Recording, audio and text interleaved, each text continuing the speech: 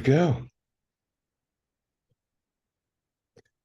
Hi, folks. Rob Potter here in Mount Shasta, California. Not really with this picture behind me, but that's right about where I'm at. And above me is one of my speakers. She has a website called Hive Mind, and absolutely beautiful artist. And she is a talented connector with life on the other side and a teacher. And I'm going to share with you. Um, Today, we're going to talk about some things about her mission and what she does. Jane DeForest, welcome to the show. Thank you so much, Rob. I'm thrilled to be here. Yes, I think oh, I forgot to say, of course, she's going to be speaking at the Mount Shasta Summer Conference. I want to just share screen a little bit here, and you should be able to see her website right here. So that's the Hive Mind, right? Yep. Can you see that? Is it? Can you see the site? Jane's Inspiration and Hive Mind, and there's Mount Shasta Summer Conference. Yep, and she has uh, quite a few interesting products here. You have do you have a deck? You have a deck of cards? Mm, Well, no. no, but that's in the works. Yeah, I think I remember you talk about that. So she's a beautiful artist, and what I found when I found out about Jane, it was about that she talks to people on the other side, and so I've always been fascinated, yet always cautious when doing things like that. And Jane was wonderful. Jane, why don't you talk about what you're doing now and what you how you continue your mission? You're doing workshops all the time, aren't you? Yeah, thank you, Rob. It was wonderful to connect with you in that way, and I think you make a really good point. It's tricky business to find people who are doing this kind of work and doing it authentically. So I think it's natural to have healthy suspicion. And how I work is I like to establish rapport with the person. And then when we're doing a session, I spend the first, 10 minutes reading the person. I have never met, or if they're a return client, we address things that are topical that I don't have any information about. So I like to be within 80 to 95% accurate. And if I can't reach that level of accuracy, I will return people's money. So it doesn't happen all that often that I can't read people, but you know, I'm not 100%, but for the most part, I'm able to achieve that. And then we go ahead and do the reading. Hmm. Rob, are you still there? Okay. I like to Yeah, work with you. Are you still there, brother? yeah, I'm still here. I was sharing the page. Okay, I sort of lost it, but Were you? um, No, it's okay. It was beautiful. I was sharing the page. Could you see I on the? could see it. Yes, yeah, Okay, so I just wanted to share what yeah. your sessions there. But what I do is once we establish 80 to 95% accuracy, we go through and I work with the client with whatever they want to. They might be connecting with someone on the other side that's a two-legged or a four-legged, or we might be addressing health issues, relationship. It's pretty down to basics. It's pretty grounded. So, but it's a real honor to connect with ancestors and loved ones on the other side, whether they're parents or sibs or spouses or children. I consider this really sacred work. Mm. I feel it is, and the accuracy for me was incredible. So um, the exact words were what Fred Bell says. So this, um, to me, he actually wrote it on a book, so I knew that Jay was absolutely real. And for me, it was kind of I don't have didn't have much morning. I mean, I didn't have excessive mourning from my mom and dad. It was more like I was more like shocked, kind of like my mom always believed life went on after death, of course. So that's kind of the mission. What I what we're sharing in Mount Shasta, you're sharing about life on the other side. It's very integral Yeah, to yeah, ascension and understanding what's really taking going on, right? Yeah, I think that's a really good point. How the microcosm and the macrocosm. So, and just before I talk about that, I do want to say it was an honor to especially connect with your mom and how she sent that color to you, as well as Fred Bell. And I was a fan of Fred Bell when he was alive, so that was really fun for me to connect with him and to be able to get the exact phrase that he inscribed in your book.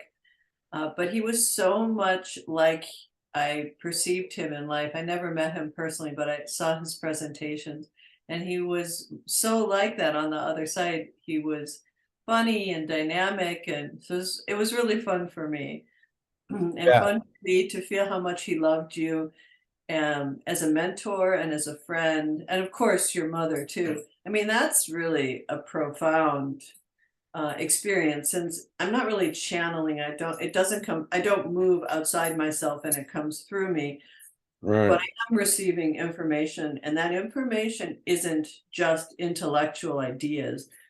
It's connected to pictures and feelings. So when a client is connecting with someone whose ancestor, loved one on the other side is sending a message of unconditional love, I'm the receiver of this message that I transmit. So it's just beautiful. And Yeah, to answer, you sorry, can go ahead, Rob. you can interpret those frequencies. I mean, I would just, as you were saying, I was getting this image of you're just kind of, it's all coming in, and it's more like, I felt like it was more like you're telepathic. It's like Mm. they're arranged, and you're the one, because they're not going to be able to hear it. The loved one can actually, and you kind of get it like pretty accurately, So I thought that was you know interesting, and I did enjoy. I have a couple other questions for them too. Oh So, yeah, we're going to go deeper, and questions arise with time, you mhm. know. And yes, I am telepathic, and it's something that I've cultivated. And my premise is that we're all telepathic. We've been taught that we're um, separate. We've been taught that we're limited. We've been taught to fear our telepathic abilities. There's all kinds of taboos around using it. It's against God. You go to hell. Um, I meet with. It takes a certain amount of courage to do a type of work that is so edgy, but to me, it's just profound. It has to do with love. I don't see that aspect of it, but I wanted to just tie in what you said before because it's really important. And it's not something that people perceive all that often. So kudos to you.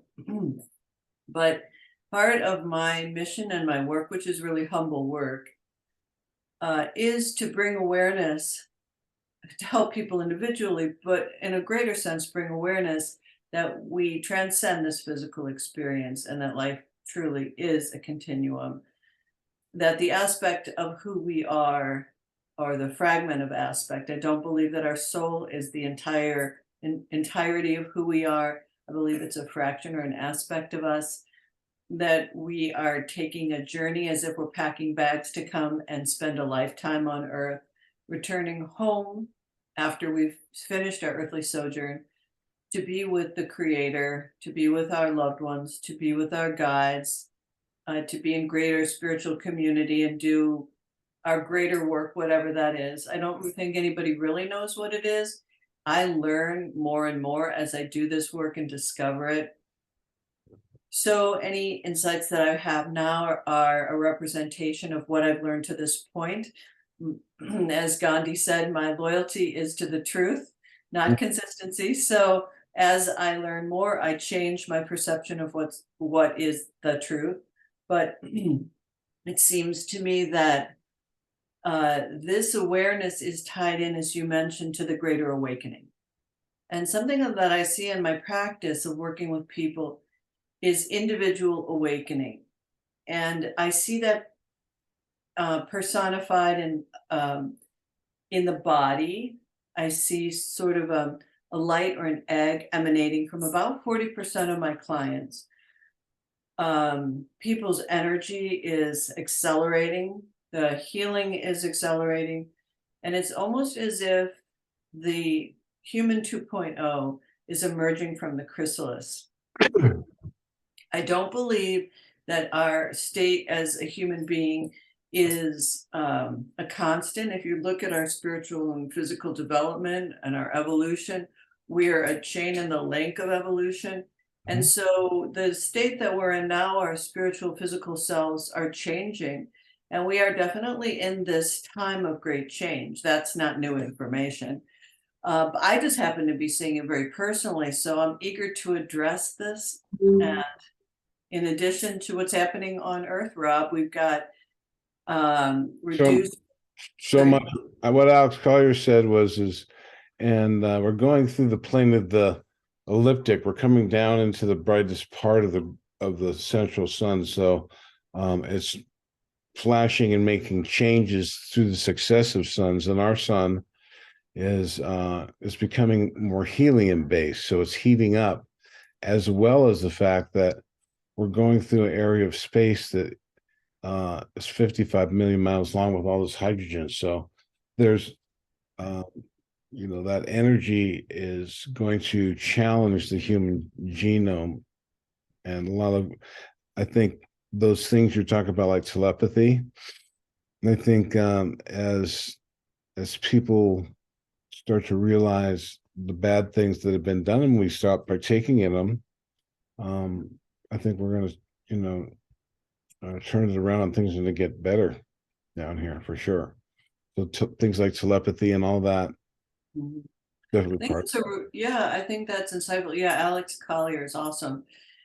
He's totally right. And I mean, if you look at what's happening on the Earth, we've got increased Schumann resonance, we've got reduced, the magnetic field is reduced, so we've got the poles are shifting incredibly. What does that mean? mean? Oh, and we're traveling through this dust cloud. Some people refer to it in ancient the phoenix or the ancient name of it, but uh, which started with the Carrington event and apparently is going to end in 2040 with a big shift, the shift, whatever that is, if we're Whatever still that around. is, I mean, I don't know the magnetic and all that stuff from our sun, the other sun. These things are unknown, but they're going to be challenging to us technologically. Well, perhaps satellites and stuff. Nothing humanity can't handle. I mean, well, we didn't have satellites. Oh my God, I can't live without a satellite. How about they get there? Right?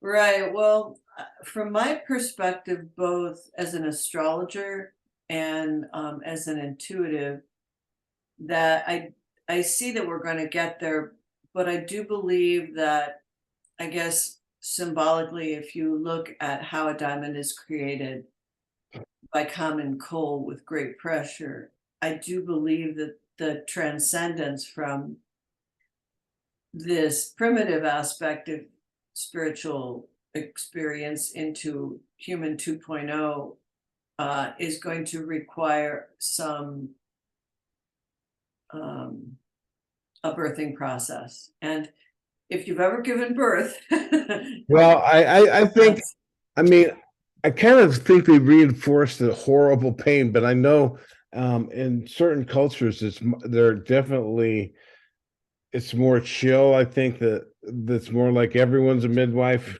kind of thing in those tribal situations. And I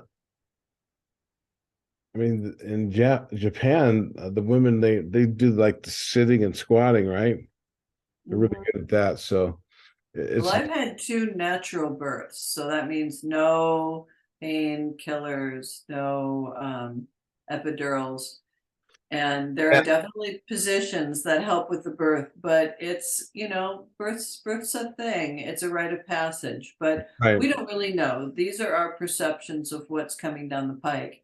But I think to keep our eye not on the difficulty of the birth is right. important, and that we are heading to a brighter horizon.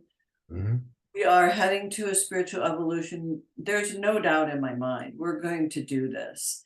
I do think it's imperative, though, to prepare ourselves, to keep our energy high, to keep our keep developing, keep studying, or whatever spiritual aspect, whatever mode you're interested in, apply yourself and try to separate yourself from the fear porn and the nonsense that's bombarding us to distract us. It does take a certain amount of tenacity and self-discipline to separate yourself from the noise and to find that glowing core that's inside of you.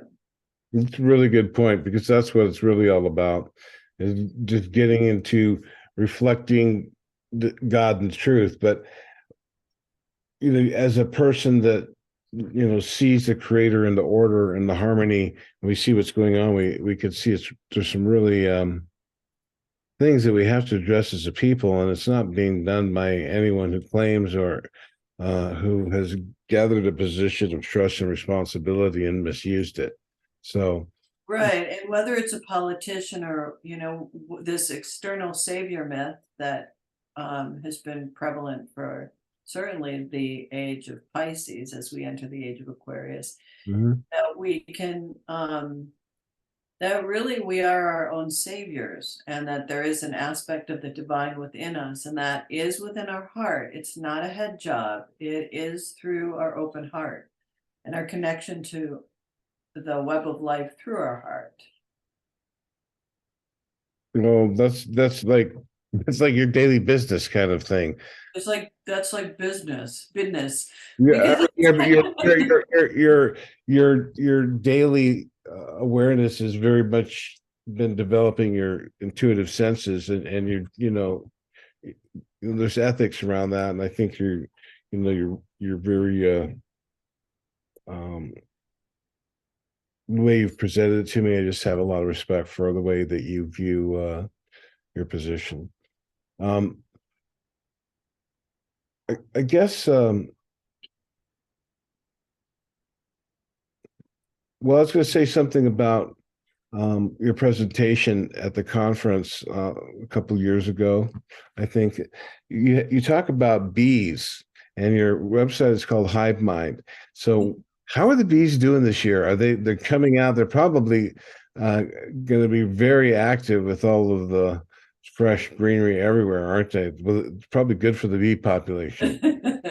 I'm glad you brought up bees. That's so awesome. Uh, Yes, I have two companies. One is called Hive Mind, and the other one is called Jane's Inspiration. And I've been deeply touched by bees. It was an accident. I had just returned from a wonderful trip in Egypt with Carmen Bolter, Dr. Carmen Bolter. I don't know if you've heard of her. She's I in do.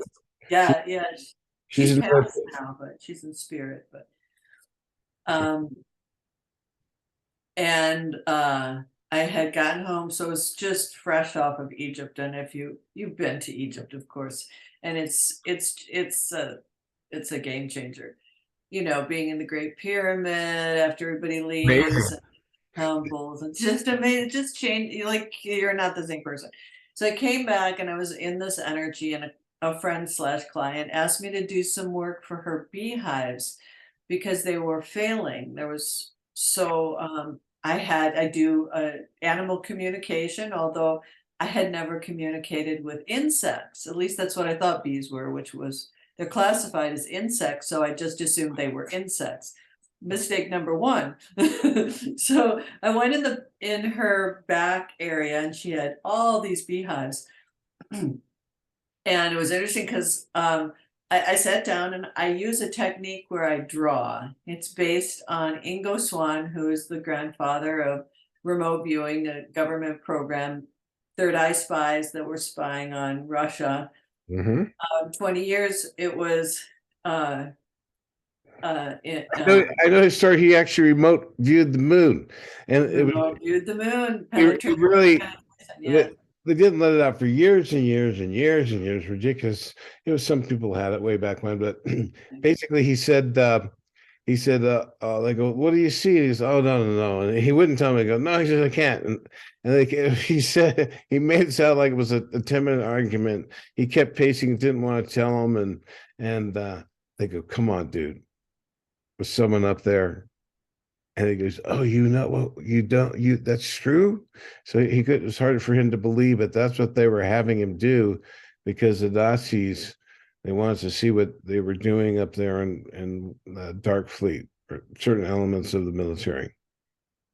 Right. Actually, his book Penetration talks about that in um, sort of fictitious, the Cloak of Fiction, but Mhm. um, yeah, it was very interesting. There's what he saw was naked humans doing mining on the dark side of the moon and encampments and structures, very tall structures, dome structures. And Ingleswan was an artist and he was a psychic. So I I like to say I studied with him, although I never met the man. I read everything he's written, Mhm. which is difficult because he was one smart dude. And I'm not the sharpest tool in the shed. So I mean, I'm reading word by word. I'm dyslexic too. So, but I've trudged through his material many times and it's incredibly insightful. What he did was merged his psychic and artist's ability, which is brilliant. It's also indigenous and it's ancient, so it's a resurgence of a technology. And so I took it, I studied it, I made it my own. So when I do a session with a client, whether they're insects, people, or four-legged, I use art. I don't have an example here, but I use art to draw it. So I'm doing two things. I'm documenting what I'm seeing with my eyes closed, and I'm doing an automatic technique, a Rorschach test, where the type thing, where the drawing informs me of what's going on. And I teach this to people. It's not rocket science. It's simple. It's a very easy way to externalize what's mysterious and inside of us and to take it, unpack it, take it apart. So I took this technique right back from Egypt, sat down with the hives, and started this drawing, an automatic drawing technique that What was the technique? I just draw. I do my prayer work, Oh, okay, okay, all right. and Okay, I call in my guides, and right, then I start to draw. And I always draw the head of the person, the face, the eyes, so that I can communicate with them. So being you know, a human from the first world, I wanted to talk to the queen. It's like I want to talk to the boss, right? right. And so I finally got a hold of the queen, and the queen's like, you got it all wrong. I'm a queen, but I'm also a hive. Yeah, it's all one. It was, The entire well, bead. you're more advanced than I am because you knew that. And it was a revelation to me because it was so profound. It actually, to That's a say, pineal gland. See, the queen is the pineal gland of a giant being, a group soul. this is yes, you're right. Well, I didn't know that when I sat down. I'm like, You I can want to, see your aura spreading out. If you look from from a drone and painted little dots on them, you could track their movements probably with some advanced thing. But they're making this. It's very it's a huge dance. It's very beautiful. was interesting, Rob, because when I was in the Great Pyramid, we were able to enter it with Carmen's Right. tour.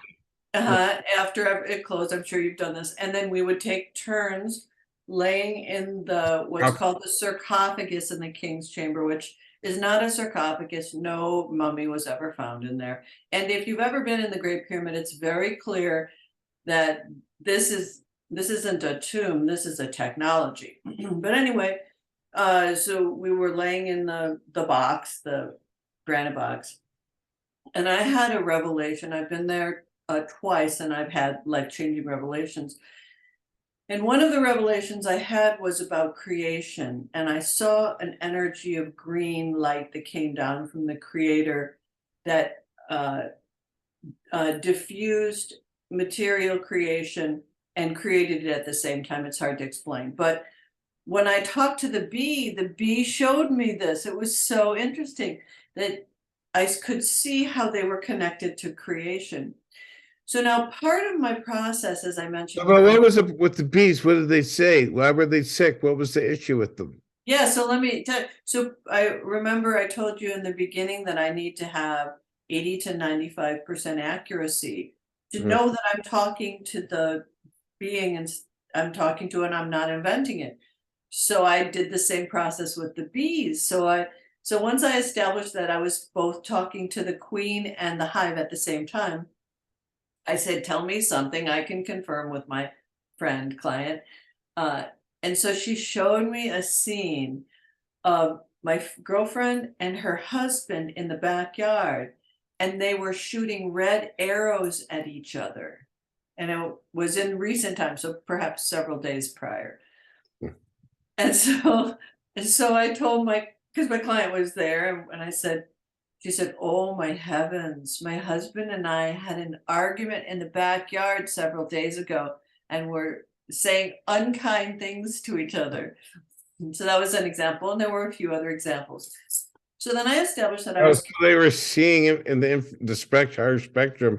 They could see red arrows coming off of the anger and the auras.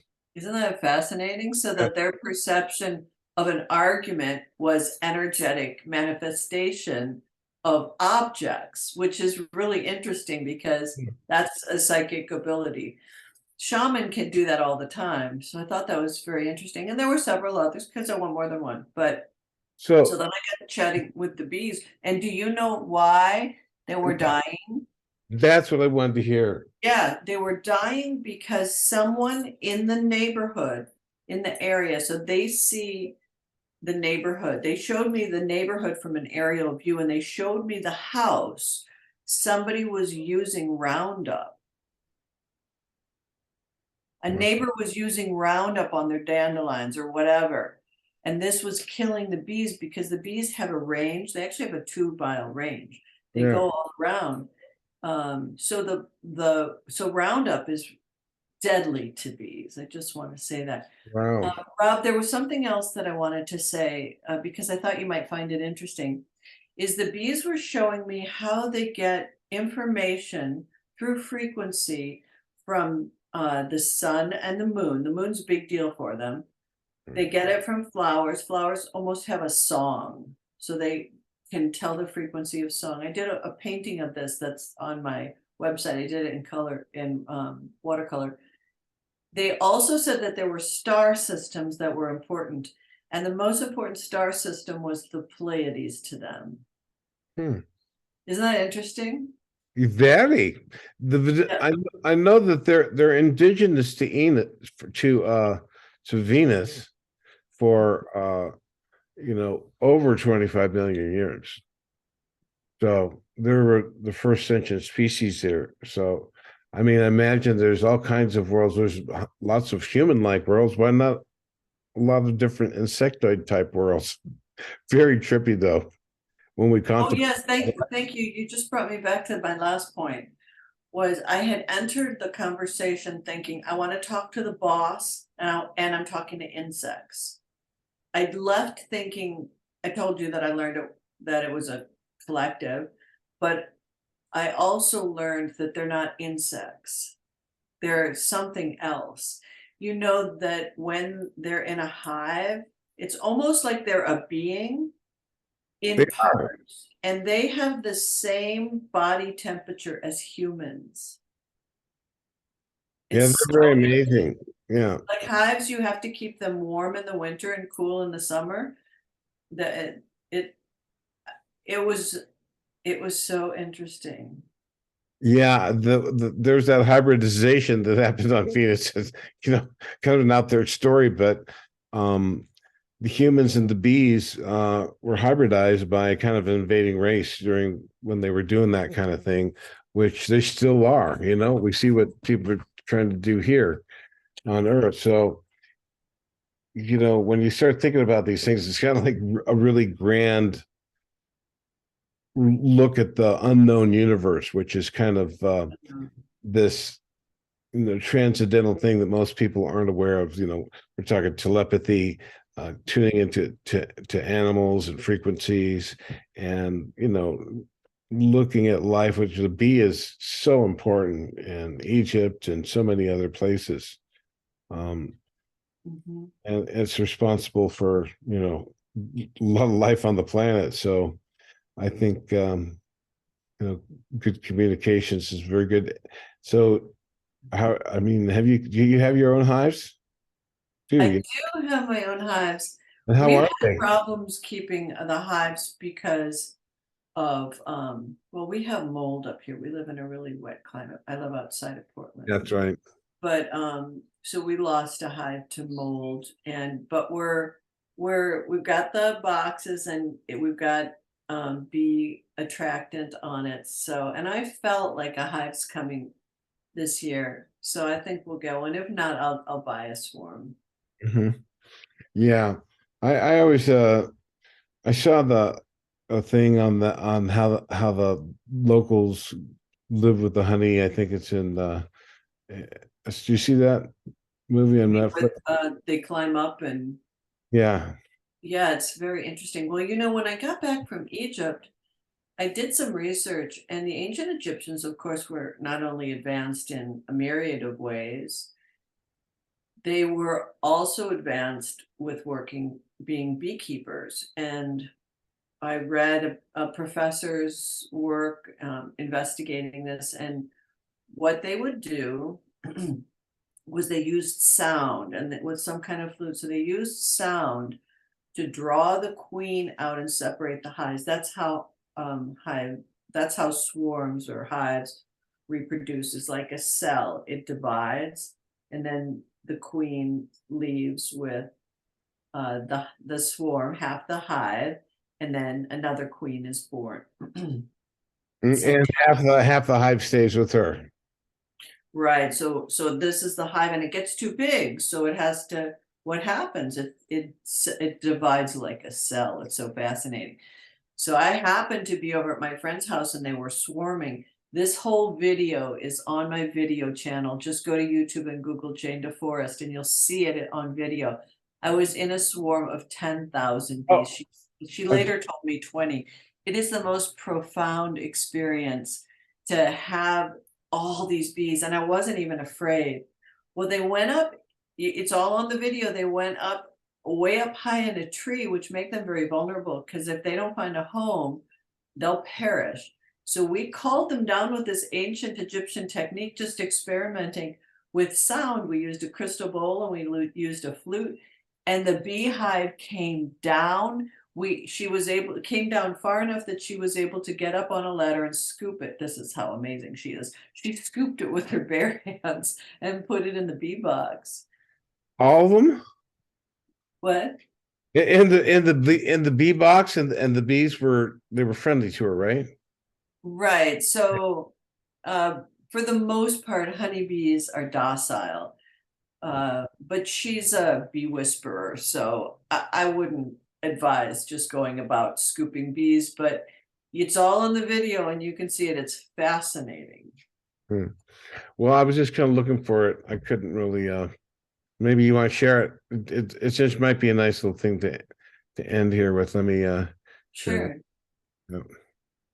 So here, Let's see. okay. So oops. Let me pull this up.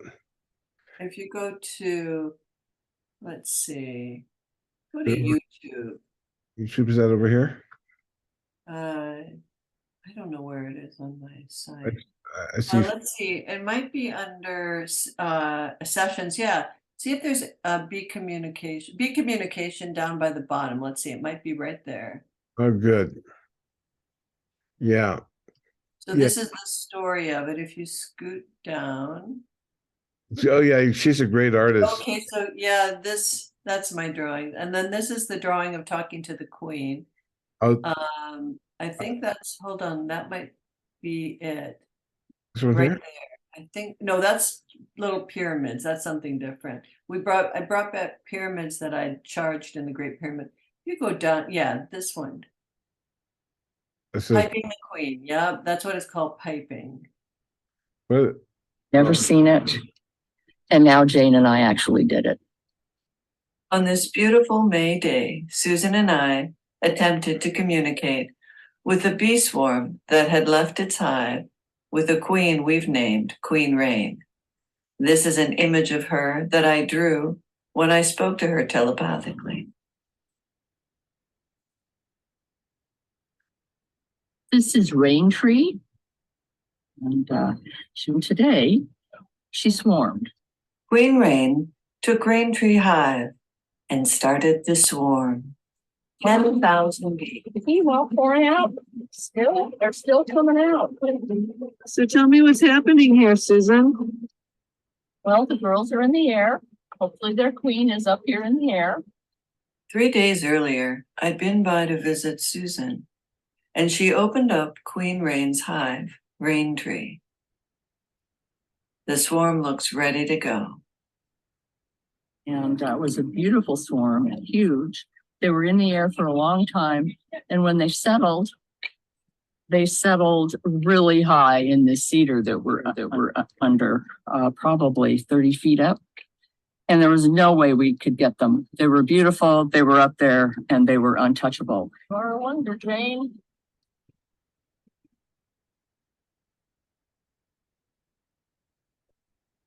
And the old beekeepers knew just how to do it, and they could actually call the swarms right down. Well, that was pretty amazing. Susan, what are you doing? Well, we have a very large. That was pretty cool. Thanks for letting us share that. Is that okay? Oh, I'm so glad you did. Susan's amazing too. She's a well-known author. She's very accomplished in many ways. Okay, good. I want to make sure I was sharing the screen, right? Because I was. You did a great job, Rob. Okay. I'm sorry, my technology there. So thank you for coming on the show. Oh, we should talk about the conference real quick here, right? Yes, let's talk about the conference. I'm super excited.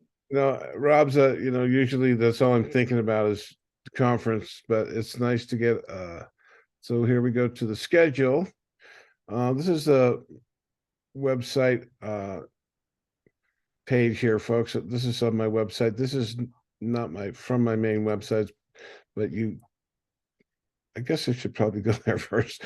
But this is the summer conference. So this year we have some great stuff going on here. And here is the schedule. And we've got a lot of good people. We got that crazy guy, me, and then we've got Haruko, the beautiful musician, and so many good things coming on. It's right here on the website. If you want to find out about it, like where to stay, it's right here. ThePromiseRevealed.net. I guess I'll take you back to that page as well if we get there. So go to the home page. There it is. People, where do I stay, Rob? There they are, Laura. So this is pretty well thought out website. I got a lot of information in here if you check it out. So want to get to my summer conference June 22nd through 25th in Mount Shasta. For a lot of people, they use this as the excuse to come here for the first time, and a lot of come back because it's just so pretty. Jane is such a great conference. I think this is the third one I'll be speaking at. And there's people that the speakers are fabulous, and there's people who attend from all over the world. And Mount Shasta itself is a powerful and amazing place. We went up to Bunny Flats and then took our electric bikes up 9,000 feet to meditate at the opening of Telos, where the white Lemuria, tall, whoever they are, live. Perhaps tall people from Lemuria. The town itself has 5 or 6 fabulous crystal shops, great restaurants. It's a wonderful conference, and I'm thrilled and honored to be part of it again. Wonderful vendors, and I have 2 tickets left, discounted tickets, if anybody's interested. And where's your favorite place to be contacted? JanesInspiration.com and JanesInspiration.com is the perfect place, and you can press the button, and I've got discounted tickets, and with each, I've got only 2 left, and with each ticket, you get a half an hour reading with me at the conference. So good deal.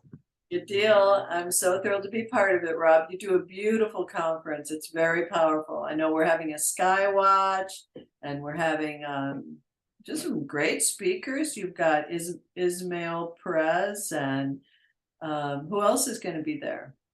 Well, we got Omnic, that 200-year-old Venusian, and Dr. Raymond Keller, the time traveling contactee. I mean, it's a real circus show out there, but to a belief stretching that I do step right up at my conference. But this year with Victoria, we'll have we'll have a big filmed we'll have filmed evidence that, because they come right on time with her. Like Louis, you kind of have to wait. They're there. You have to kind of hang out in the cold up at the mountain with Louis Martens, and they do come out. With Victoria, she's just like, and they're coming, and here they are, and then boom. So I'm excited to have that kind of sky watch. Well, what's important about what you're doing is that it opens the mind. And whether or not you're a believer or you believe everything, it doesn't matter. What's really valuable about what you're doing is that it makes you think differently. And once your mind is open, then it's powerful to be able to find out new information. When we were staying there, we got an Airbnb that was facing the mountain, and I was determined to see some alien activity, some UFO activity. And so I got up late at night and I watched and I watched and I watched and nothing happened. And I was really trying to see. And I thought, well, I mean, they're telepathic. They're not, what they're picking up is me wanting or yearning or whatever. So I thought I got to change my state of consciousness. So I opened my heart and was very grateful and experienced the desire to connect, but not the yearning to connect.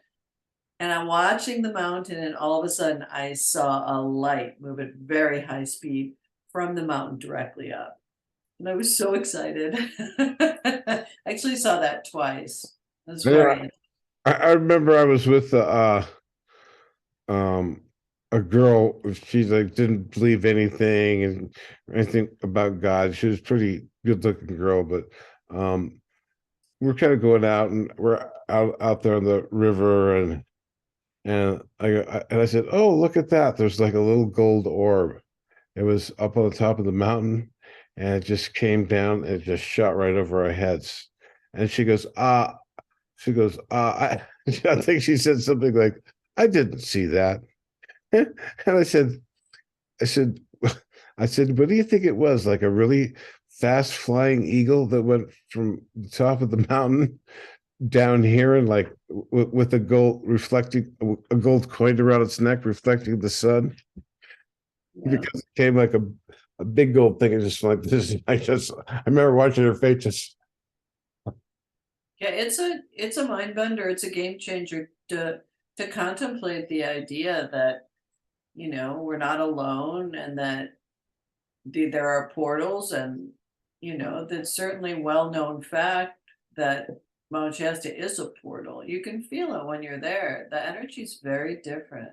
Yeah, I think for me, it's just a fact that they're here. Okay, so let's unravel that, and that's what Earth has to grasp, and as we grow and are open in our more advanced understanding and open-mindedness about the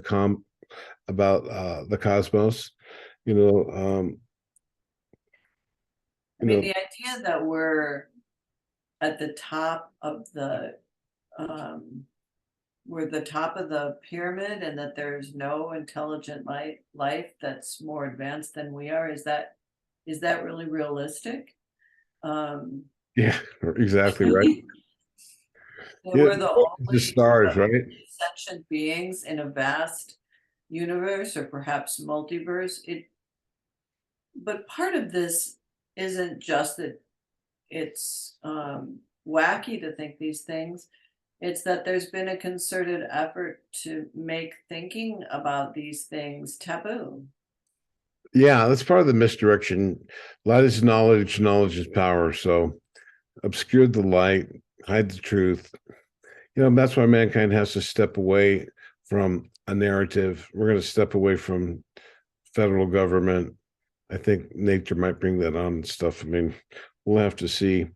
Oh, you said something earlier, about diamond. Now, I don't have a diamond, but I thought I'm going to release this as a new design. Oop, there it is. It's Oh, called, that's beautiful, Rob. yeah, it's called the Star of Life. And this one, of course, doesn't have diamonds. That's not in my pay grade, but oh, for some reason you have to see it on the side, but it's got a bunch of moissanite, which is like a really hard substance. It's harder than diamonds. It's more colorful and has a bigger fluorescence and all that kind of stuff. And I really think it came out nice. It's nice to, Beautiful, Rob. the Which, healing yeah. technologies that we can use. Yeah, I mean, your geometry, your jewelry is fabulous. I have a bunch of your stuff, and gems are powerful. That's ancient information. The ancient Hindus have been using gems and for energy and for correction of this astrological placement for thousands of years. This is ancient technology. So, and will you be having a lot of your jewelry there for sale? Um, and not a lot, but have some we can take orders. But Good. good vendors are coming. We got a Therify machine. We've got Victoria. You're doing some readings. Jane's doing some readings. A lot of books. It's a little carnival in the backyard. So people getting together and chatting and the conversation. And it's really it. Aside from all of the hustle and bustle information, it's really hanging out with others, right? Yeah, and that's why I love it. It's the highlight of my summer. I meet people from all over the world that come to your conference and enjoy the area, and the conversations are lovely. It's a great thing that you're doing, Rob. I know it's a lot of work and there's a lot of moving pieces. So Well, thank you for your kind words of support and your kindness. Yeah, I probably make it harder than it is, and not being super technologically sound. You know, it's all a collaboration. And anyway, I want to thank you for coming on the show today. So, folks, janesinspiration.com, and you can learn about being nice, being a do bee and not a bad bee, a good. That's um a TV show when I was a kid. Do you remember that one? sort of It was. I think it was. I want to say Romper Room. romper room. A little. This Yeah. or See, I maybe was a Captain Kangaroo girl. yeah, it was same kind of thing. And there was always using bees as industrious and good role models. They are good role models. So here's to nature and the divine bee and the Mount Shasta Summer Conference and your fine work. Thank you so much. Thank you, Rob. Take care. Okay. All right. Talk to you soon. Bye, Pete.